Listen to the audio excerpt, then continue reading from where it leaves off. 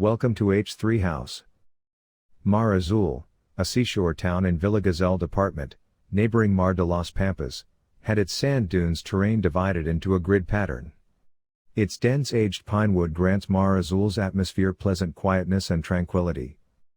In a modest, 210 square meter plot of land on a corner, 8 blocks away from the sea, rises H3, a minimum tread house designed to make the most of the parcel's dimensions and the natural surroundings. The commissioner, 3 sisters and each of their families. Even though their budget was limited, they valued ability to express what they wished H3 should be, their shared summer house, their own place to rest amid nature. They requested that the house's dimensions should be defined very rigorously.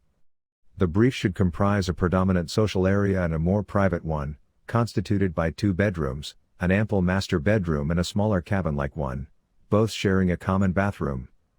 They wanted the master bedroom to open up outwards into a semi-covered outside area. Also, they expressed their desire for a salamander to be placed at the heart of the house. The house's materiality was agreed on by the studio and the commissioners. H3 was completely built in exposed concrete, which served well to the maintenance moderation.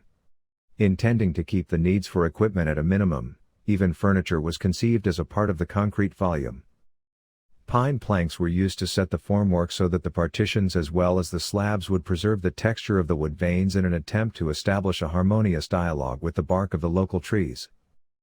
The house was constituted as a compact block. The ground floor houses the kitchen, the dining room and the living room, all in an integrated space from which the staircase emerges towards the first floor. Given the house's scale, the use of crossed views and vanishing points aimed at unifying and fluidifying the space in the room. Instead of confining the house's different uses into separated rooms, they have been connected with each other, aiming at producing the general feeling of spatial expansion. As requested on the brief, the bedrooms and the bathroom were located upstairs, but the main bedroom's outdoor semi-covered space was designed to be shared with the secondary bedroom. Additionally, it would partially work as the roof for the downstairs deck. As the corridor and the serving facilities were set to the side next to the neighboring lot, the main windows were set on the house's more private rear, allowing the dwelling to open towards the outside deck and calling for the conservation of the original trees. On account of the abundant shadows provided by the profusion of the woods, there was no need to reach for architectonic devices to reduce the sun's incidence inside. As a matter of fact, apart from connecting the house interior and gaining visuals, the windows of the house also absorb the light that dribbles through the dense canopy of the trees. Overhangs and partitions preserve the house both from the effects of water and the sight from the streets. Also, the volume housing the bathroom shelters the entrance to the house. While the side walls are mainly blind, the front upstairs show the blind volume housing the bathroom and the high windows of the main bedroom, under which a storeroom lies inside. On the rear, floor-to-ceiling windows connect both windows with the outdoor deck they share.